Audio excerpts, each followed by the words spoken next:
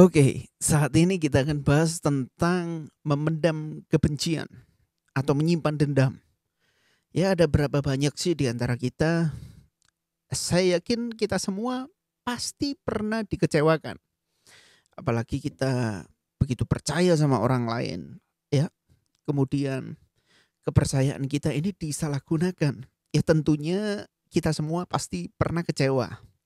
Karena mungkin ekspektasi kita yang ketinggian terhadap orang itu, atau kita terlalu percaya sama orang, ya, sehingga saat orang lain nggak sesuai ekspektasi kita, kita sangat mudah sekali kecewa. Bahkan banyak yang menyimpan kebencian atau dendam. Salah satu studi, ya, riset yang dilakukan oleh Asosiasi Jantung di Amerika, di USA ini ya, sudah membuktikan, ya, perhatikan, bahwa menyimpan rasa marah ataupun dendam ataupun kebencian dapat cepat memicu terjadinya penyakit jantung koroner yang didahului oleh kondisi tekanan darah tinggi.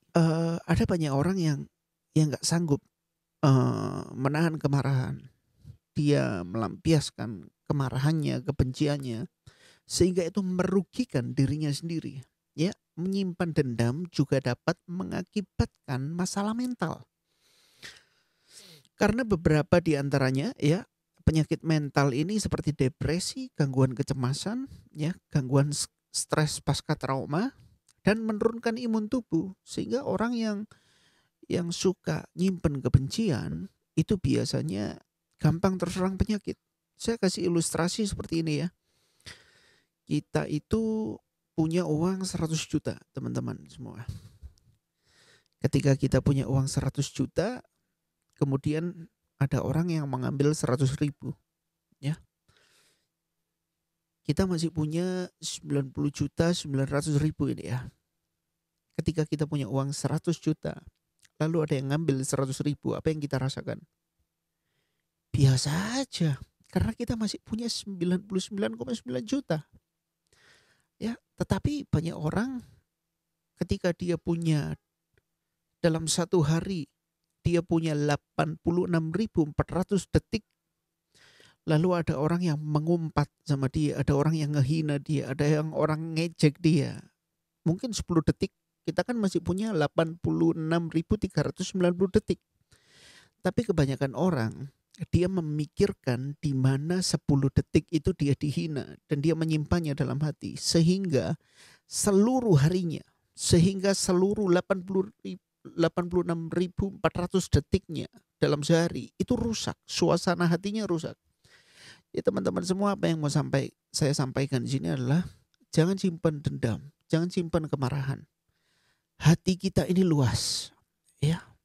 Mari kita memiliki kapasitas hati yang luas. Kalau kita nggak sanggup mengampuni orang lain, kita nggak sanggup memaafkan orang lain, setidaknya kita lakukan itu untuk keuntungan diri kita sendiri. Ya ingat, kita punya 86.400 detik dalam sehari dan jangan merusak seluruhnya. Karena hanya 10 atau 20 detik orang menghina kita dan itu merusak hari-hari kita yang indah. Ya, ada sebuah cerita, saya tutup dengan cerita ini ya. Ada seorang pemuda pergi sama orang yang penuh hikmat, yang pandai. Lalu dia bertanya, ya, bagaimana saya mengatasi rasa sakit hati saya? Lalu orang yang penuh hikmat ini, orang bijak ini mengatakan, coba kamu ambil garam di dapur rumahmu. Ya. Lalu dia pergi ambil garam di rumahnya dan dia bawa kembali kepada orang yang bijak ini. Lalu orang bijak ini mengatakan, oke, sekarang ambil 1 sendok garam dan tuang ke dalam sebuah gelas kecil yang berisi air. Oke, dilakukanlah oleh pemuda itu. Dia ambil 1 sendok garam, lalu dia tuangkan ke dalam segelas air. Lalu orang bijak itu mengatakan, coba aduk air itu. Oke, pemuda itu mulai mengaduk airnya. Dan orang bijak itu mengatakan, coba kau minum airnya. Ketika dia minum airnya, wah rasanya asin banget. Ya, lalu orang bijak itu mengatakan, sekarang coba ambil 1 sendok garam itu. Bahkan kamu ambil 10 sendok garam. Kamu ambil 2 genggam garam dalam tanganmu. Lalu kamu lemparkan garam itu ke danau. Ya, lalu pemuda itu ambil 2 genggam garam penuh di tangannya. Lalu dia lemparkan ke danau. Lalu orang bijak itu mengatakan, kamu coba cicipi air danau itu. Ya, pemuda ini mencicipi air danau itu. Dan dia bilang, wah rasanya nggak asin. Dan pemuda ini bilang, ya tentu dong nggak asin. Ini kan danau, yang tadi kan gelas. Orang bijak ini mengatakan, itulah kapasitas hati. Ini hati kita ini punya kapasitas. Kalau hati kita ini sempit, hati kita ini nggak luas, tentunya kita akan mudah sakit hati.